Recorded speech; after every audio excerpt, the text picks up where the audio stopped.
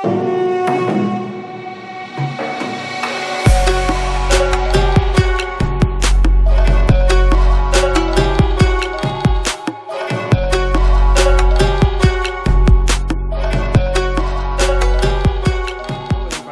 to do a spotlight with Chad Woodley.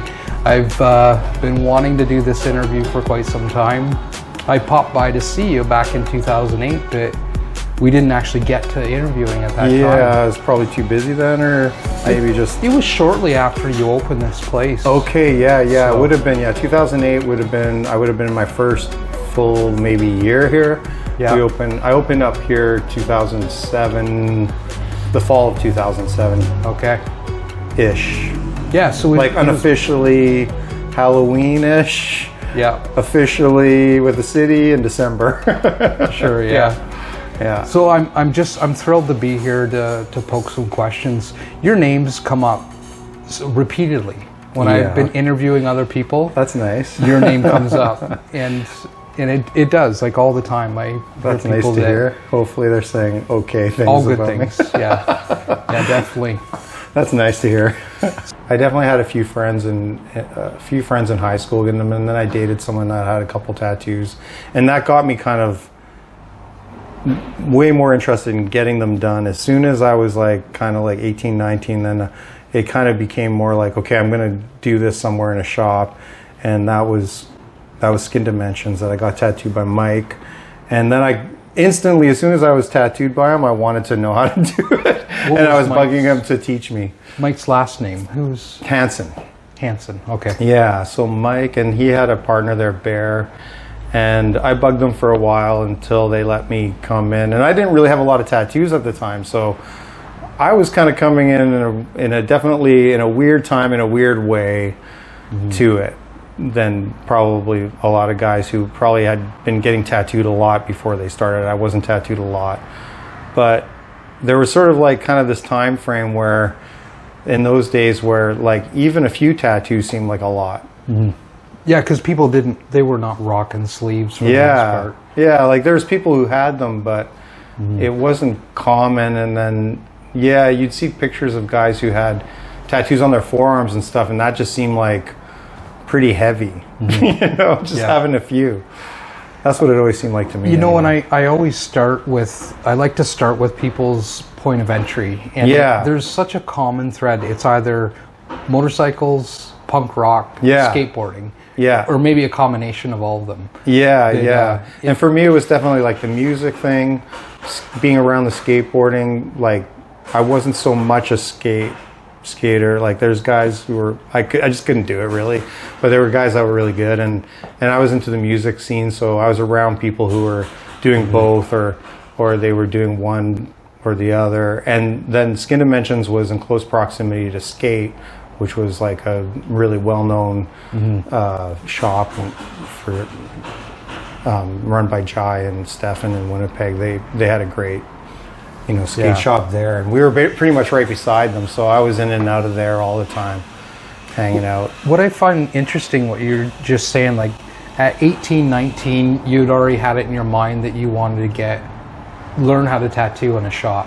I think there was probably at times when I was younger and I would draw on friends, or they'd ask me to draw something for them for their tattoo or for something, that it had entered in my mind a couple times, but in and out, because it just seemed like such a, mysterious world that I didn't really have any link. It wasn't like my family they weren't getting tattooed. There wasn't anybody in my family who was getting tattooed. So besides my sister, who eventually got something, but it wasn't a thing that I was around a lot of when I was young. So it was more something that I think came in through my interest in music. That stuff started when I was really young, my interest in music and things like that, and seeing people with tattoos. I think that was probably where for me, that's probably the starting point. Yeah. And so then at what point did you start looking around to find someone to teach you? I think really it really happened when I was getting tattooed by Mike and watching him work, and then seeing, I think I drew something for my tattoo, and I drew something for the woman I was dating at the time, and he seemed to kind of like appreciate it a bit, even though like I can look back and see that it wasn't that good. What I was drawing in those days. But they were just little like doodles, really. It was different back then, though, yeah, it was very different. It was very different. But he sort of, I don't know, he allowed me to come around and hang around and be there a little bit, which was nice. I think he could see that it was probably good for him because I was, I was playing in bands and I was around in the neighborhood, and he probably saw that would be good, to have someone like me around and in and around with. You'd sort of draw in a new younger clientele for him, right? Yeah, and he wasn't like some old guy either, but it was definitely like a different scene, for him. So, and because he was in the neighborhood where there was like a lot of us, like either, artists, band, like artist type, like in Winnipeg, there's like a lot of artistic people or music people or, people who like are spending their spare time doing stuff like this, right? So, and in the neighborhood I was in, there was like a big community of like skaters and musicians and artists, and it was just a wide range of people. Like, so, and we were all around in the area, and Dave Green that owns Sacred Heart, he lived around like me in that area, and so we know each other from back in those days. Okay, yeah, because before he went to Toronto, he was in Winnipeg. Yeah, that's right. Yeah, that's right. Yeah, that's interesting. So then they took you on as an apprentice back then? Is that? Yeah. So how old were you when you landed that apprenticeship? I think that finally happened when I was around 21. Okay. Like it was a little bit later on. Like it took a little bit of time and stuff, from getting tattooed to being around and hanging around to eventually getting in there enough that they'd let me have some equipment and let me kind of mess around on, and I definitely had to, in that situation. That apprenticeship was definitely like a very loose, not very, I would say, traditional apprenticeship. It was probably just sort of these guys going like, okay, this guy's maybe going to give up. Sure, and he'll fuck off or whatever, probably. Now, what year would that have been? If you were 21, what year were you born? So 90, I would say like probably like it was around 92. Okay. I'm going to say. Yeah. So 33 years ago. Yeah. Yeah. Yeah. And it was like very like, I didn't tattoo a lot. It was, like they would show me how to make needles and show me how to do some things around the shop. And they were, like I said, it was a different kind of place. And it was a place that I'm glad I had access to, but also had a lot of bad things connected to it. And the good parts were that I was able to meet, because there weren't many shops in the city, it was only really like Trevor in Osborne Village and Skin Dimensions. So really it was my way in the door, and because I was in a shop, I was able to meet guys who actually could teach me some stuff. And so hanging around there, I met Mark Vigneault and Kurt Wiscombe. Okay. Where it came around. So these are guys that, like Mark was pretty integral to me learning how to actually build needles properly and also understand cross-contamination. And these are early days where, like, when he started to explain to me about cross-contamination, I thought, this is too much. I'm not gonna be able to handle this shit. Like, this is like too much work, man. Like, I was pretty young and I was pretty green and I was also pretty like lazy, still am, but I'm like, okay, I don't know if I can handle all this stuff, like changing gloves, making sure I don't touch this, making sure I don't touch that. The guys I was learning from were like smoking cigarettes with their gloves on while we were working, like this is where I come from, right? I had a tattoo. And making needles, it was like I was using like solder with flux in it, or I was like using like not the proper. I was not using the proper solder and the proper flux. Like, it was all pretty it was all pretty it's pretty jailhouse. Yeah. Let's step up. Just one step up from that. Yeah, not that. And I mean, the guys can do good work. Like, Mike could do good drawing, but it was like, and I don't want to talk bad about the guys who brought me into it, but there was also some bad stuff there. So it, you know, like, in a couple of years, it was like trying to get out of there, you know, get away from it and come to Vancouver. Yeah. But yeah, if it hadn't been for like Mark or Kurt, like, I probably wouldn't have learned too many. I would have learned more what not to do, not anything how to, like, you know. Sure, yeah. Why is he doing it this, like, why is he doing it this way? And especially when I met a guy like Mark, who, like, would tell me, like, he had a real proper traditional apprenticeship, or like Kurt also, who was also very talented at the time, already doing, like, really nice, clean work, and had good people to learn tutelage, you know. And, like, you know, looking at, like, what these guys were showing me, and then what these guys would tell me just in brief conversations, or getting tattooed by Kurt, or getting tattooed by Mark, or hanging around with them, and Mark showing me stuff and telling me stuff that Dave Long taught him. It was like, oh yeah, this is what I was hoping it would be like. This is what I wanted to be like, but this is how I'm coming in, so this is what I have. Mark learned from Dave Long? Yeah. Oh, really? Yeah. Okay. Yeah. I remember going out to Dave's place many years ago. Yeah. When he was building power units, right? Yeah. So I had access to some of that stuff through Mark as well, which was great. And access to, like, which was a big deal in those days, access to National Tattoo Supply through Kurt, who he sponsored you? Yeah, he sponsored me to that. So I don't know. Eventually, I got hired on by Adam at Sacred Heart. So okay, so that was the first place. That I mean, it wasn't the first place I went to look. I went around to Cary. I went around to see. Well, I guess it was they became Fat City at that point, I think. Yeah. And it was Cary and Vinny there, and like, Cary wasn't hiring.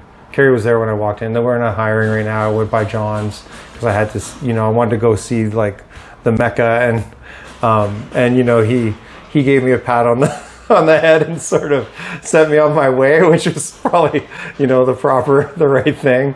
And I just kept at it, like, doing it the way I was doing it, and then I think Bill Baker moved out this way, and Dave was out here. And Dave had met Bill in Toronto, and I was introduced to Bill through Dave, I think.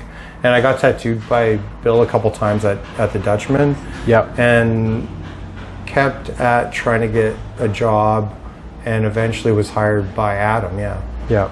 And how did that go? Like, when you went in, did he put you through the ringer? He was pretty cordial. He was nice. We had a meeting, and then he hired Rob Hope. Okay. Which was like, in retrospect, understandable. And then I did a trip out to Toronto, tattooed out there for a while with I went with Dave, and we went out to Toronto, and I tattooed in Sean Headley's shop out there, Fusion. And I'd been out to afterwards I went out to Toronto a couple more times, but yeah, I did a bit of tattooing there, walk-in type stuff, which was good for me since I hadn't had, like, a lot of that experience. And then back to Vancouver working at Sacred Heart. Okay. Because Adam called me right before I left and was like, "There's a spot for you," and I was like, "Well, I'm going to Toronto." So that was sort of a job that was on hold, kind of. Unless there was somebody else, but I ended up still with it. So yeah, then I worked around Rob Hope. Me and Rob Hope worked there for a couple of years together. Yeah.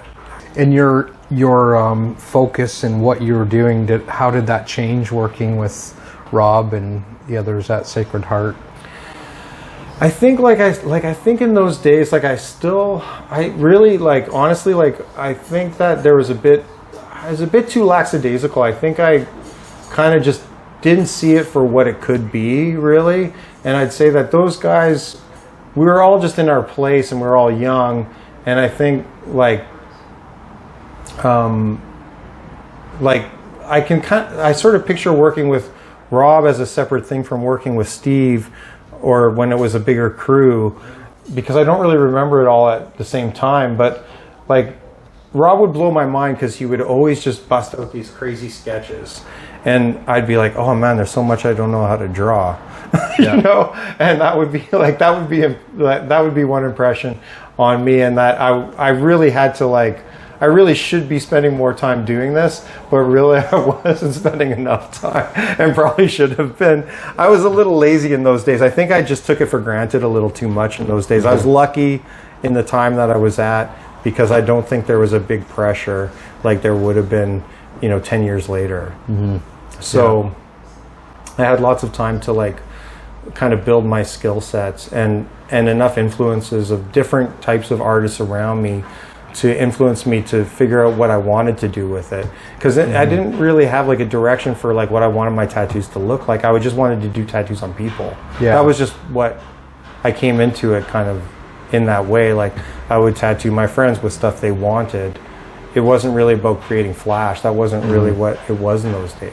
Being in Kitsilano, where we were out there away from, downtown and everything else, it was like there was walk-ins, but it just wasn't like a walk-in steady shop where there was like, it wasn't like we were by a base or like a military base or something, or downtown. Yeah.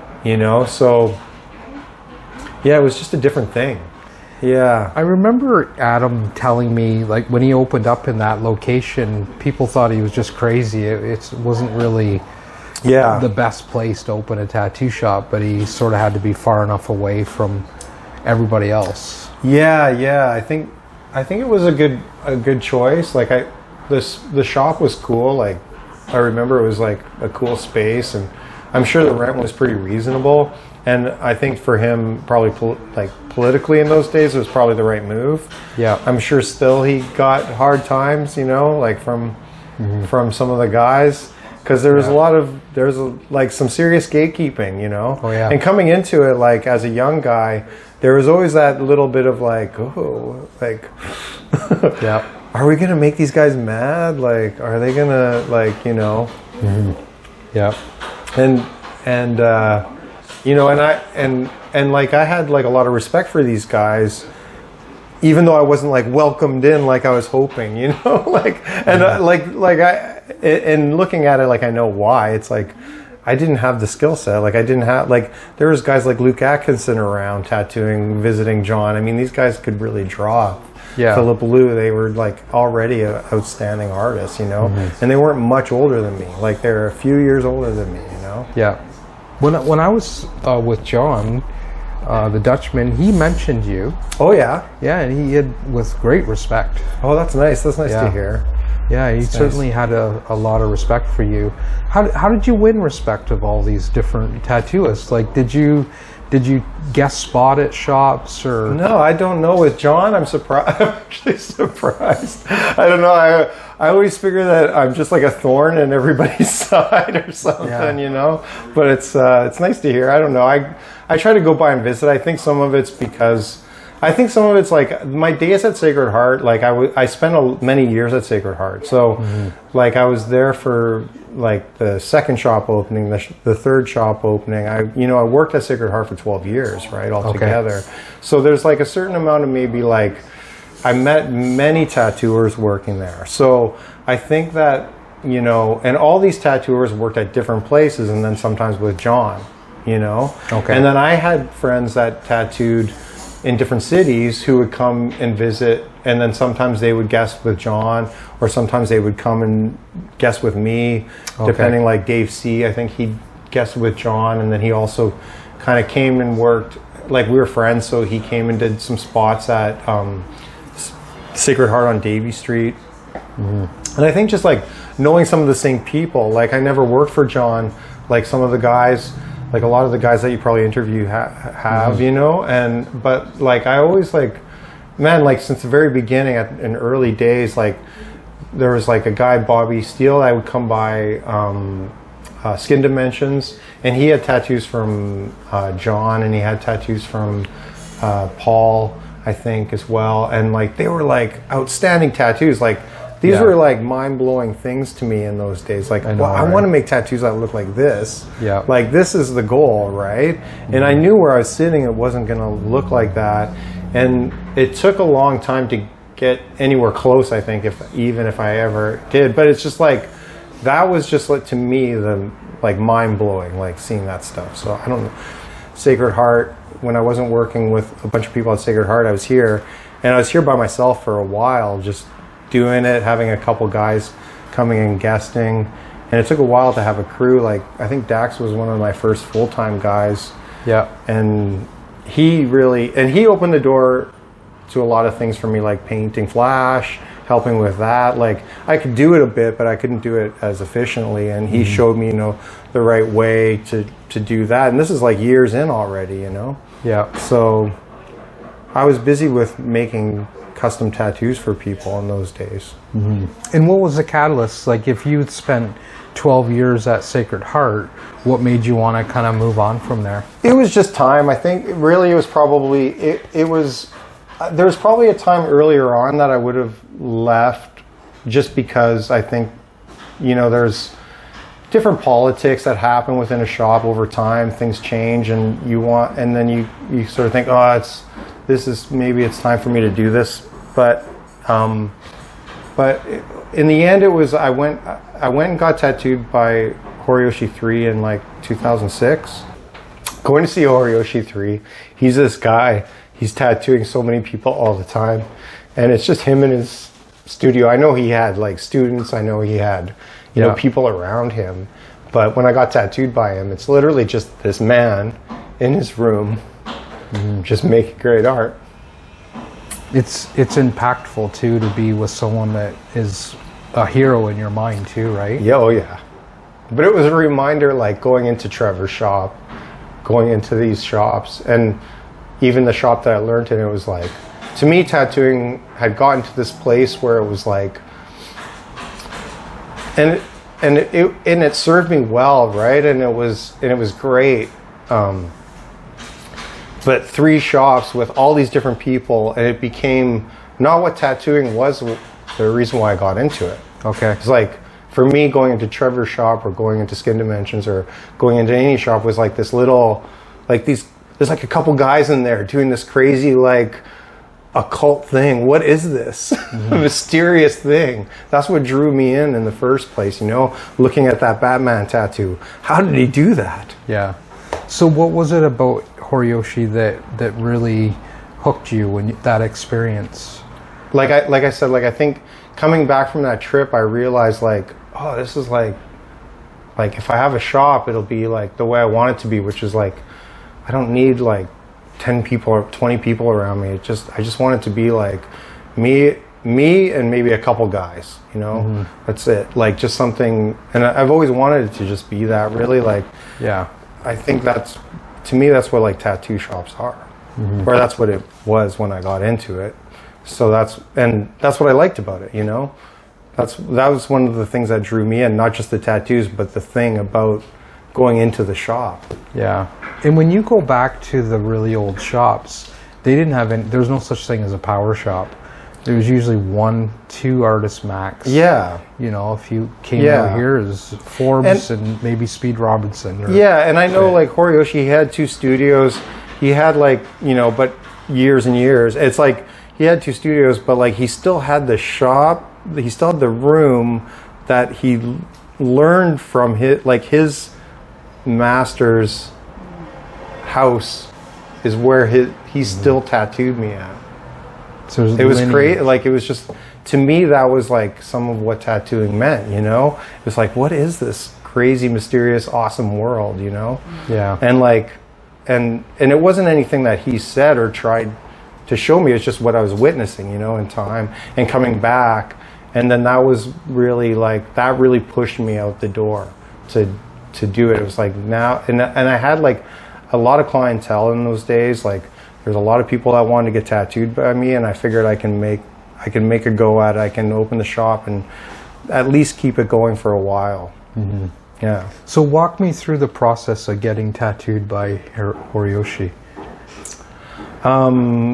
Well, I was lucky. Well, one of the things working at Sacred Heart, I was able to meet Shoko Sonoda, who had already done a traditional Japanese apprenticeship in tattooing in Japan, and now was working at Sacred Heart.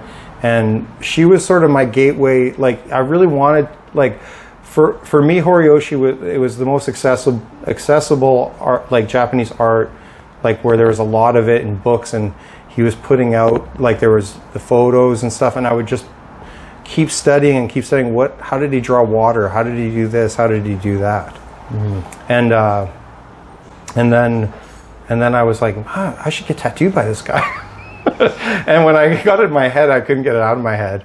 And this is much later on. Like, I didn't have my back tattooed, so I figured I'd try to go get tattooed by him. And Shoko, she's like, we just got to call him. So she was able to translate and talk to him on the phone and book the appointment for me. And that's how I got tattooed by him. Oh, wow. I mean, he's I don't know if still, but like fax machine or call him. And then there was like a way to contact him through email, but it was only because there was like a guy, one of his kind of students, and a guy who was an American guy who could speak English, who was like around, who would do some emailing for him with clients who were coming from outside the country. Okay. But mostly it was like you had to fax them stuff, or you had to send a letter, or you had to call.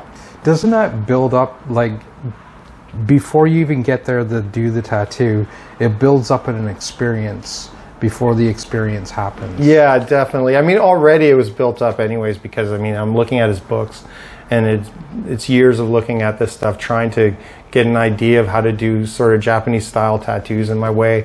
And it was like, yeah, it's like already it's built up, Yeah. So you phone him, he agrees to tattoo you on the spot, or? Yeah, pretty much. Like, he just booked an appointment. It's like, you can have an appointment, here's the date. Okay. It was like, and to me that was also like, some of that ties back into like also what I was trying to say before about the shop. It was like, like, here I am working in a shop, tattooing, busy street shop. I mean, it would have never operated without having counter staff, but like, it was like, here's this guy, answering his phone, booking, writing it down. When I was getting tattooed by him, I'm like, this is Horiyoshi III. Yeah.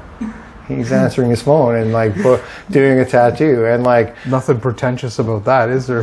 Like, it's just like the coolest shit. Yeah. So to me, that was like that was tattooing, and that's what I remembered it being. It was like years of doing it this one way for a while, and then all of a sudden it was another thing. And like I said, neither are bad, neither are wrong. It's just that this was the why. This was the why partly, Okay. And so when that happened, that was like another. That was just like another thing that was like a seed going in my brain. Like, right. Let me vicariously live through you. So you get this appointment with Horiyoshi. Yeah. I want you to walk me through this experience, because, like going to the shop. Yeah. So you go to the shop. To the studio. What happens? Like, what was your first thing you see? Well, did you bring some people with you too? The first time, no. Oh, okay. The first time I was like, so also in these days, so there was like there was Google Maps, so there was like a printed out, like, Shoko also helped me. Thank you, Shoko. Helped me with, like, okay, so this is about where his house is, where the studio is on the map. Yeah. And then these are the trains you have to take, because if you're in, like, because he's in Yokohama and I was staying in Japan. I wanted to stay in, Tokyo, like, proper. I was staying in Shibuya, and I'm like, okay, this is like going on the train for 2 hours or an hour and a half out to the appointment, right? Like, in future trips, I stayed in Yokohama when I got tattooed. But the first time I was in Shibuya, I wanted to be in Tokyo, and I wanted to be around that. And then it was okay, because I only had to go, for a few days out to Yokohama, and I didn't mind the transportation or whatever. It was fine. But the first couple times it was like, oh my God, like, I'm going on the train longer than I'm getting tattooed, because the appointments are an hour. Oh, they're only an hour? Yeah, each day. Okay. Yeah. So he would have several appointments through a day where each one is an hour, and then your next appointment would be tomorrow. Okay. So it'd be a few sessions, a few hours of tattooing in a few days. Now, how much ground would he cover in an hour? Considerable. Like, you know, depending on the day. There was like one trip where it was less, but some days it would be more and some days it would be less. Depends on where he was tattooing, what he was doing. And, you know, but he was very efficient. So like even one appointment, I remember I went in and he was like, the first appointment was like from a stencil of a koi fish on the top, he made the first like half of the koi fish and just put the stencil on and then outlined it with a machine. And that was my first appointment. He might have done a bit of shading that appointment, but it was like the next day, literally I walk into whatever time my appointment, say it's 1 o'clock, I'm walking in the studio for just before 1, and he's got me lying down and he's drawing the rest of the koi fish on, or standing up and lying down and drawing the rest of the koi fish as well as circles for cherry blossoms. And it's just like, that's like 10-15 minutes, and then lie down and then start tattooing. And from beginning to end, that appointment, from the moment I walked out the door, I looked at the time, was exactly an hour. Wow. Like, exactly. It was unbelievable. It was unbelievable. Yeah. It was unbelievable. And so how long did it take to They weren't always like that, but that was like, that appointment just stands out as like one of those, because it was the next day, and it stands out because I had only this koi fish head front fin thing. Yeah. And I was like, man. And then when I went in and he was just like, okay, stand, and then just bloop, bloop, bloop, bloop, bloop, bloop, bloop, lie down. It was just unbelievable. I couldn't believe it. And then it was hand shading for the rest of the week. Okay. And it was like an hour, like full hour of hand shading, and it was great. Yeah. Yeah, the best thing. Did you find it better than the machine tattoos? Oh yeah, his machine's just so painful. Yeah. So sharp. It reminded me, like, it was like getting tattooed. I got tattooed by Bill Baker quite a bit, and his tattoos always, like, he was always very efficient, never heavy-handed, but his liners were so sharp. And it was the same thing with, I felt it was like the same hand with Horiyoshi, just like very sharp. The machine, different than Bill, but like machine just cranked. It just felt like it was cranked. Yeah. And it was just like, this is the tool to get the line in. Like, I don't like it. He would like kind of like throw it on the ground. not like, but it just seemed like this is just whatever. Like this, that the hand tool, this is like, oh, yeah. And then this thing, whatever. Okay, we're just gonna get some lines in with this thing. Sure, yeah. Like, it just didn't matter to him, really. It seemed like, I'm only going from experience and what it looked like some days. I remember seeing a video of Kajogori tattooing with the machine, and he's basically holding the thing going like that with it. Yeah. I mean, yeah, Horiyoshi just, you know, go. He would just go, and it would just fucking, it would just hurt so much. Yeah. The liner just dreadful. But like, it was tattooing, right? Like, it hurt. Yeah. So, but the hand tool just seemed like so much easier. Like people, that must hurt. Well, he's very skilled, and it would just feel like a deep tissue massage most of the time. And then every once in a while, you get the corner of the needle, like just in a spot, you know? Yeah. But most of the time it was pretty good. So how many trips to do your tattoo? Three, yeah. And I probably should have kept going back and getting more, but like I got quite busy here, and it just seemed like I had started with the trips